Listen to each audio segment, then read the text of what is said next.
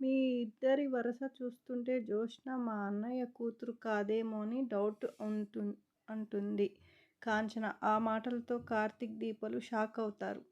మర్యాదగా నిజం చెప్పమని కాంచన నిలదీయడంతో కార్తీక్ సీరియస్ అవుతుంది. జ్యోత్స్న దశరథ మామయ్య కూతురు కాదు అంటూ సీరియస్ అవుతాడు కార్తీక్. ఆ మాటలతో దీప ఉలిక్కిపడుతుంది. అనుమానానికి ఒక హద్దు ఉండాలి అంటాడు. జ్యోత్స్న శాంపిల్స్ మ్యాచ్ కావడాన్ని మీ ఇద్దరికి ముందు ఎలా తెలుసు అని ప్రశ్నిస్తుంది కాంచన. జ్యోత్స్న శాంపిల్స్ ఇవ్వడానికి బాగా ఇబ్బంది పడింది అంటాడు కార్తీక్. జ్యోత్స్న ఏమో టెస్టింగ్ రాంగ్ అంటోంది పారు. అయితే ఏకంగా శాంపిల్స్ మారిపోయాయని అంటోంది. ఇది ఏది నిజం అబద్ధమో మాకు తెలియదు. ఈ కన్ఫ్యూజన్కి ఒక దారి దొరికే రోజు దగ్గరలోనే ఉంటుంది అని చెప్తాడు కార్తీక్.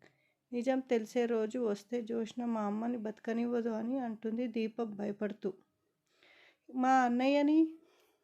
మా అన్నయ్యని గతంలో చంపించాలని అనుకున్నది నువ్వేనని నాకు తెలుసు. దీప కాపాడకపోయి ఉంటే ఈ పాటికి మా మమ్మీని చంపి సంవత్సరికం కూడా జరిగేది అంటుంది జ్యోత్స్న పారుతో. సమయానికి రివర్స్ డ్రామా ఆడి డాక్టర్ వెళ్ళిపోయేలా చేశావే మనవరాలా అని మెచ్చుకుంటుంది పారిజాతం. జ్యోత్స్న అంత ఈజీగా దొరికిపోవడానికి నేనేమైనా ఎలాంటి దాననుకున్నావు అని అంటుంది జ్యోత్స్న. కానీ నువ్వు కార్తీక్కి దొరికిపోయావే అంటుంది పారు. అనడంతో జ్యోత్స్న షాక్ అవుతుంది. శాంపిల్స్ మ్యాచ్ అవ్వవని కార్తీక్ నాకు ముందే చెప్పాడు.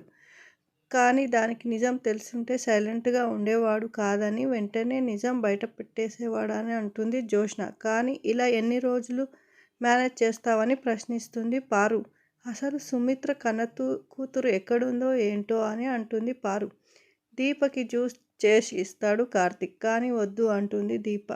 నువ్వు అన్నీ మర్చిపోతున్నావు, ప్రతిదానికి నేనే గుర్తు చేయాలని అంటాడు కార్తీక్. కడుపులో ఉన్నప్పుడు మనం ఇష్టంగా తాగినప్పుడే బిడ్డకి కూడా అవే అలవాట్లు వస్తాయని చెప్తాడు కార్తీక్. దురదృష్టం కొద్దీ నా తల్లిదండ్రులు మంచి కూతుర్ని నేను ఏ ప్రేమను పొందలేదు. నా అదృష్టం కొద్దీ నేను వాళ్ళకు ప్రేమించే అవకాశం దొరికింది అని. కానీ నేను ఇలా ఉండటం దేవుడికి ఇష్టం లేదు. అందుకే నా తల్లిని నా కళ్ళ ముందే దూరం చేయాలనుకుంటున్నాడని బాధపడుతుంది దీప. అత్తకు ఏమీ కాదు కానీ కార్తీక్ ధైర్యంగా చెప్తాడు. బోస్ మరో ట్రాన్స్ఫార్మేటర్లు ఫైనల్గా వెళ్లాల్సి ఉంటుంది నువ్వేనని అంటాడు కార్తీక్.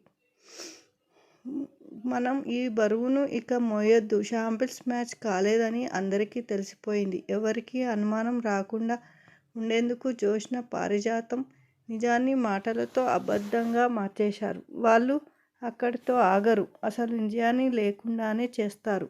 అంటే మా అమ్మను బతకనివ్వరు అని బాధపడుతుంది. తప్పించుకోవడానికి వాళ్ళకు వేరే దారి లేదా? అసలు శాంపిల్స్ ఇచ్చే అవకాశం లేకుండా చేయాలంటే మనిషిని చంపేయాలని అనుకుంటారని అంటుంది దీప. మా అమ్మని మనమే కాపాడాలని అడగ్గా దీపని దీని గురించి నేను ఆలోచిస్తాను అంటాడు కార్తీక్.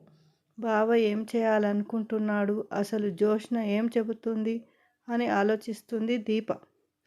కానీ దాస్ దగ్గరికి వెళ్ళి భోజనం పెడుతుంది జ్యోత్స్న. ఆసుపత్రిలో బ్లడ్ శాంపిల్స్ మ్యాచ్ అవ్వలేదని రిపోర్ట్ వచ్చిందని చెబుతుంది. మళ్ళీ ఇచ్చినా అదే రిపోర్ట్ వస్తుంది. దీని నుంచి నువ్వు బయటపడాలంటే నేను వారసురాలు కాదని నిజం చెప్పమని అంటాడు దాస్. దీనికి ముగింపు ఇవ్వకపోయినా నా అల్లుడు ముగింపు ఇస్తాడు. ఇక్కడితో ఆపేస్తే నీకే మంచిది వార్నింగ్ ఇస్తాడు దాస్. బావని అల్లుడు అని ఎందుకు అంటున్నావు అని ప్రశ్నిస్తుంది జ్యోత్స్న. దీప నా కూతురి లాంటిది. కూతురు భర్త అల్లుడే కదా అని అంటాడు దాస్. నువ్వు మరోసారి అయినా బ్లడ్ శాంపిల్స్ ఇవ్వాల్సిందే. అది కూడా మిస్ అయితే DNA టెస్టుకు వెళ్తారు. కార్తీక్ అనుమానం వచ్చిందంటే నువ్వు చెప్పావు కదా, అల్లుడు ఆగే రకం కాదు, అంతు చూసే రకం. నిజాలు అన్నీ తెలిసిపోయాయి.